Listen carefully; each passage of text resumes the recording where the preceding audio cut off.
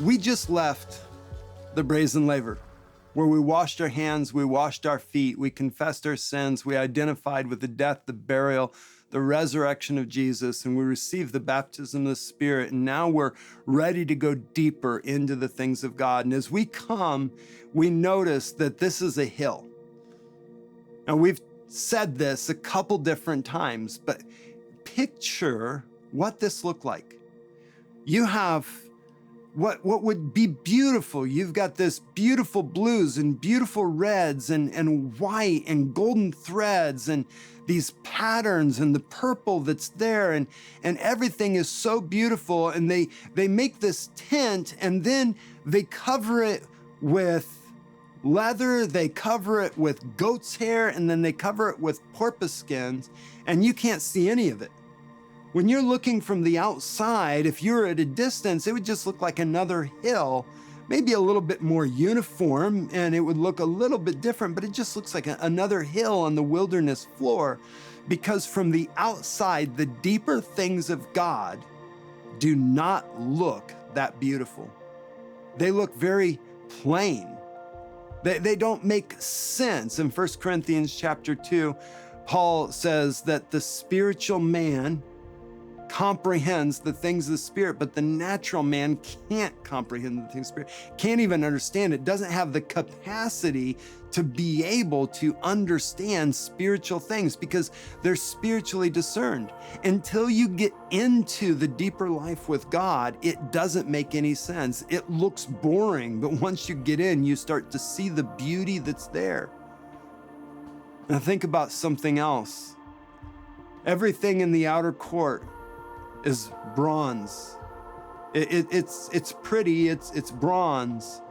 But as you get into the sanctuary, all of a sudden that's where the gold is. That's where these rich, beautiful fabric is. And it's not until you come in, you start to see what's actually there.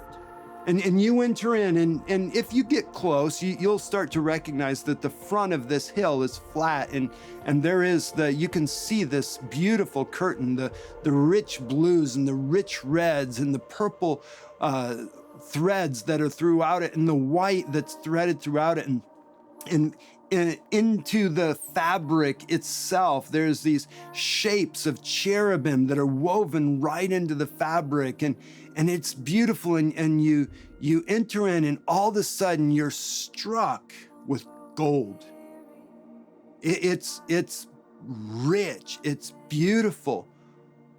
But why isn't that on the outside? Many of us, if somebody was going to say that they wanted to spend $700 million to build something, and they were going to put it into a room where only a handful of people would ever see it, and they were doing it just because it was for the beauty of God and it was an act of worship, we wouldn't give to that because we don't understand the true value of worship.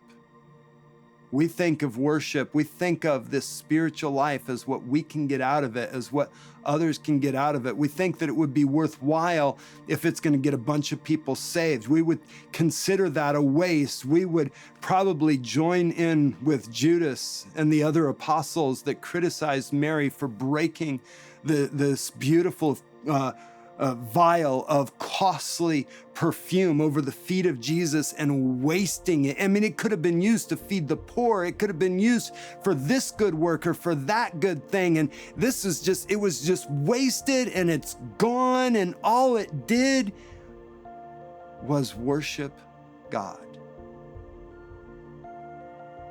Will we value that which man never gets to see if God gets to see it? Will we allow that to be our most precious possession? Will we anchor our value system on the unseen and not on the seen? Will we make it first about God and His pleasure? Or will we allow it to be distracted by what it looks like from the outside? Because as you go deeper in the spiritual life, there are people around you that are going to think it's boring. It's not going to be that attractive to them. because they're used to flash, they're used to glam, they're used to noise, they're used to experience that other people get to come into, and not necessarily the hidden life with God, but the deeper things of God are found in the hidden place. And this is where we get to dwell.